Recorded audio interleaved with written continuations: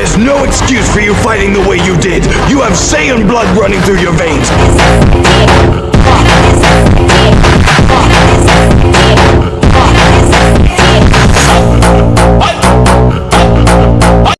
इस एपिसोड की स्टार्टिंग में हम देखते हैं गोकू इस मोड पर दो जेनो के साथ खेल रहा था।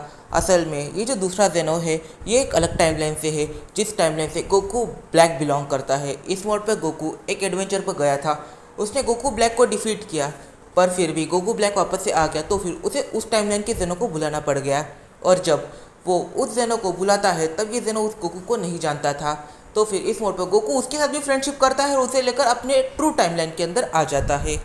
तो ये दोनों ही जेनोस इस मोड पर अपना टाइम पास कर रहे थे, पर जब ही तो प्रेजेंट टाइम वाला जेनो है वो फ्यूचर टाइम वाले जेनो से कहता है, क्या तुम जानते हो काफ़ी टाइम पहले यूनिवर्स 6 और यूनिवर्स 7 इन दोनों के बीच में एक बैटल हुई थी। वो बैटल देखने में काफ़ी ज़्यादा मज़ेदार थी और तब मेरी मुलाकात सन गोकू से हुई थी। इस मोड पर जो फ्यूचर टाइमलाइन से आया हुआ जेनो है वो कहता है, बस 2 ही यूनिवर्सेस में बैटल हुई थी और उसके अंदर ही तुम्हें इतना मज़ा आ गया। इमेजिन करो अगर ये पूरे 12 यूनिवर्सेस की बैटल होती तो कैसा लगता। फ्यूचर टाइमलाइन वाले जेनो की बात जब पास्ट टाइमलाइन वाला जेनो सुनता है तो फिर इस मोड पर वो भी सोच में पड़ जाता है और वो कहता है, क्यों ना हम एक ऐसी बैटल कराएं जिसके अंदर पूरे 12 यूनिवर्सेस के मॉडल्स हो और वो अपनी फुल पावर्स के अंदर लड़े। पर हाँ, वो अपनी फुल पावर्स के अंदर कब लड़ेंगे, जब बात उनकी जान पर आ जाएगी। जो भी यूनिवर्स हारेगा उस यूनिवर्स को इरेज कर दिया जाएगा। इस मोड पर ये प्लान दोनों जेनोस का था, ना कि गोकू का। ये जो जेनो है वो अपने ग्रैंड प्रीस्ट से ये सारी बातें करता है, यानी कि अपना दाइशिंगखन। इस मोड पर जो ग्रैंड प्रीस्ट है वो ये सारी चीज़ें सोचने में थोड़ा सा टाइम लगाता है, क्योंकि अगर ये बैटल किसी यूनिवर्स में होगी तो हो सकता है काफ़ी बड़ी प्रॉब्लम वहाँ पर आ जाए। तो फिर ये बैटल किसी अलग जगह पर होनी चाहिए और स्टेडियम को डिज़ाइन करना भी आसान नहीं होगा। तो फिर इस मोड पर ग्रैंड प्रीस्ट स्टेडियम को भी डिज़ाइन करने लग जाता है। उसे आइडिया आता है, क्यों ना हम इस जगह को एक वर्ल्ड के ऊपर बनाएं और जहाँ पर जो सारी चीज़ें अलग अलग होगी हम उसे यूज़ करेंगे। ऐसे मेटल्स को यूज़ करेंगे जो यूनिवर्स के सबसे स्ट्रॉन्गेस्ट, मल्टीवर्स के सबसे स्ट्रॉन्गेस्ट मेटल होंगे, जिसे कोई भी मॉडल तोड़ ना पाए। और ऐसी चीज़ें यूज़ करेंगे जिसे तोड़ने के लिए एक डिस्ट्रॉय को भी अपनी 100% यूज़ करनी पड़ जाए।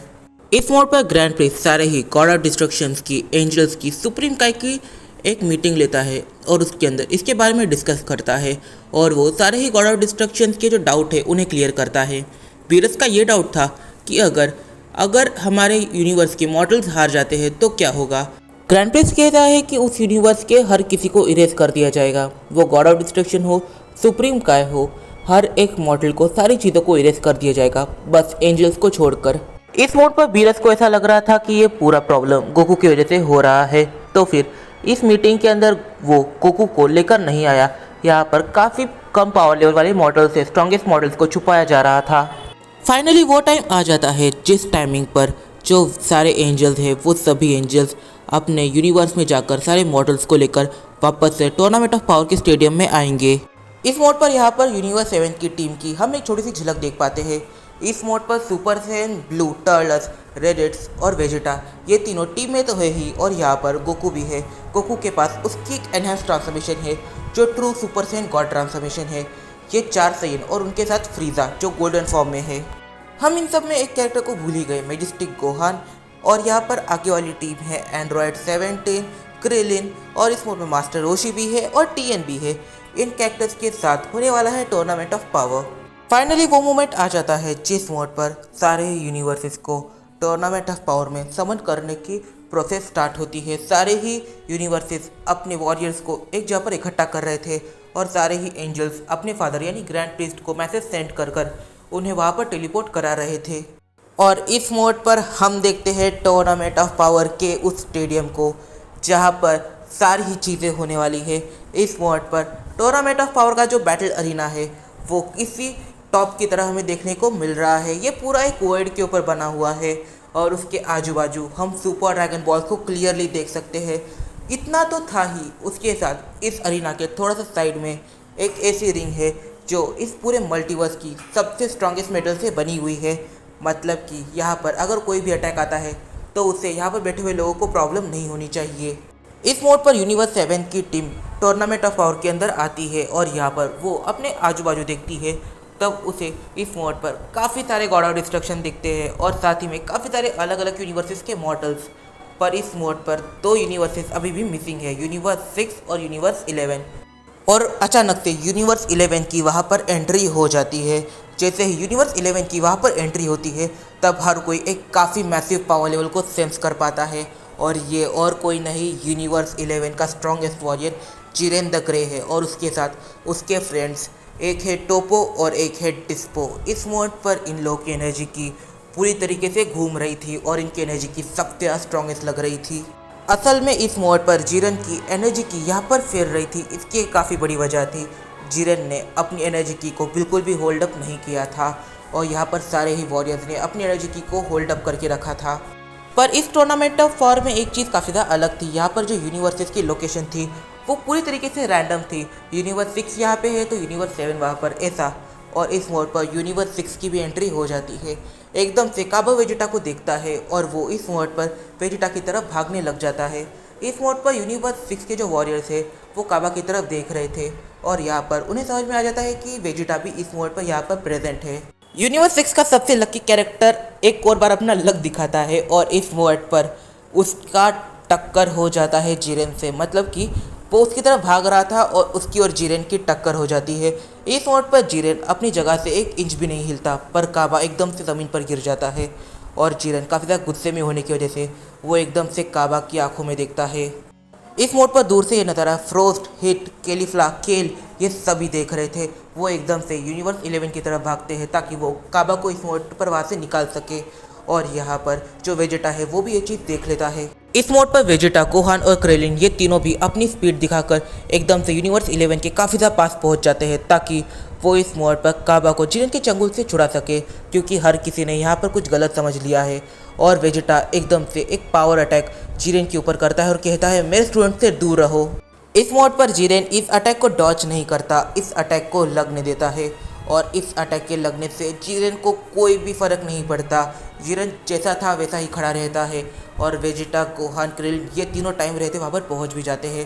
पर टोपो और डिस्पो इस मोड पर वो गुस्सा हो जाते हैं, वो एक फाइटिंग स्टांस बना लेते हैं। इस मोड पर गोकू को भी वहाँ पर पहुँचने में टाइम नहीं लगता, गोकू भी एकदम से वहाँ के लिए निकल जाता है, और जब गोकू वहाँ पर पहुँचता है वो ये सारी चीज़ें देखता है, और वो समझ जाता है कि टूर्नामेंट ऑफ पावर में उसके लिए भी मुसीबतें बढ़ने वाली है।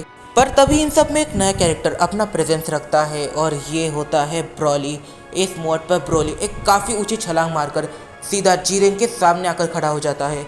इस मोड पर वो अपनी बेस पावर की पूरी की को अनलिश कर देता है, और इन दोनों की ही की आपस में टकराने लग जाती है। इस मोड पर जो ब्रॉली का कद काठी है वो जिरेन से भी ऊंची है, और यहाँ पर जो ब्रॉली का गुस्सा है वो उसके चेहरे पर साफ साफ दिखाई दे रहा था। इस मोड पर जब ब्रॉली की वहाँ पर एंट्री होती है तब थोड़ी देर के लिए तो जिरेन भी डर जाता है, बट फिर जिरेन अपनी इमोशनलेस स्टेट में चले जाता है, पर उसके फ्रेंड वो तो डरे हुए थे।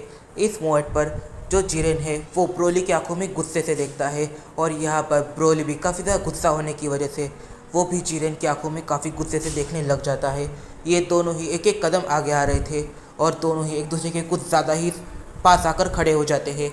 इस मोड पर काबा उठता है और वो खुद को संभालता है। यहाँ पर काबा ब्रॉली को पीछे खींचने लग जाता है, और वो जिरेन से सॉरी कहता है।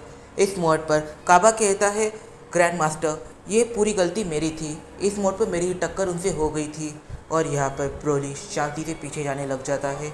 बट ब्रॉली एक बार मुड़ के जिरेन की आंखों में ज़रूर से देखता है। इस मोड पर ब्रॉली वहाँ से जाने लग जाता है, और जो वेजिटा है वो काबा से पूछता है कि आखिर यहाँ पर ये सब हुआ क्या। काबा इस मोड पर वेजिटा को एक्सप्लेन करता है कि थोड़ी देर पहले काबा ने वेजिटा की तरफ देखा था, और वो इस मोड पर वेजिटा से मिलने आने वाला था, और वो उसके लिए ही भाग रहा था, बट तभी उसकी टक्कर जिरेन से हो जाती है, और हर कोई ये देखकर कुछ गलत समझ लेता है, और वो सभी यहाँ पर आ जाते हैं। फिर वेजिटा इस मोड पर ब्रॉली के बारे में पूछता है कि आखिर वो जो ऊंचा सैयन है आखिर वो कौन है। यहाँ पर काबा रिप्लाई करता है वो असल में किंग सडाला के एक मिनिस्टर है। इस मोड पर रेडिट्स वहाँ पर होता है, और काबा थोड़ा सा डरा हुआ लग रहा था। इस मोड पर रेडिट्स काबा से कहता है तुम्हें ऐसे डरना नहीं चाहिए, और तुम्हें ऐसे रोना भी नहीं चाहिए। इस मोड पर तुम एक फैन हो और तुम अपनी लिमिट्स को नहीं जानते, तुम काफ़ी ज़्यादा पावरफुल हो, तुम्हें ऐसे लोगों से नहीं डरना चाहिए। इस मोड पर जो बीरस है वो ये सारी चीज़ें देखकर पूरी तरीके से दंग रह जाता है, क्योंकि जिरेन और ब्रॉली इन दोनों का ही पावर लेवल इस मोड पर गोकू के पावर लेवल से काफ़ी ज़्यादा है।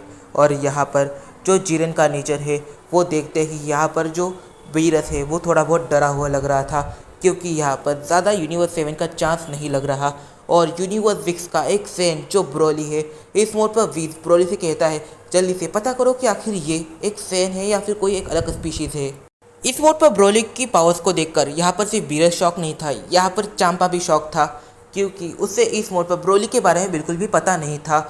इस मोड पर वो ब्रोली को टीम में नहीं लेने वाला था, बट क्योंकि वेडॉस ने कहा, इसकी वजह से यहाँ पर चांपा ने ब्रोली को टीम में लिया है। और इस मोड पर ब्रोली का पावर लेवल अपनी बेस ट्रांसफॉर्मेशन में ही हिट से भी ज़्यादा है। यहाँ पर जो चांपा है वो कहता है इसके बारे में मैंने भी इमेजिन नहीं किया था। तो हाँ, अगर तुम्हें ये वीडियो गलती से ही पसंद आई है तो जल्दी से एक लाइक कर दो, क्योंकि इस वीडियो को बनाने में मुझे काफ़ी ज़्यादा मेहनत लगी है। और एक कमेंट करना मत भूलना, तुम्हारे कमेंट से ही मुझे मोटिवेशन मिलती है। और ये रहा मेरी पिछली वीडियो का वो कमेंट जिसे देखकर मुझे इस वीडियो को थोड़ा सा बड़ा बनाने की मोटिवेशन मिली। तो अगर तुम लोग को अगली वीडियो ज़रा सी बड़ी चाहिए तो ऐसे कमेंट करो जिससे मुझे मोटिवेशन मिले और मैं अगली वीडियो को ज़रा बड़ा बनाऊँ। तो हाँ, मिलते हैं अपनी अगली वीडियो में।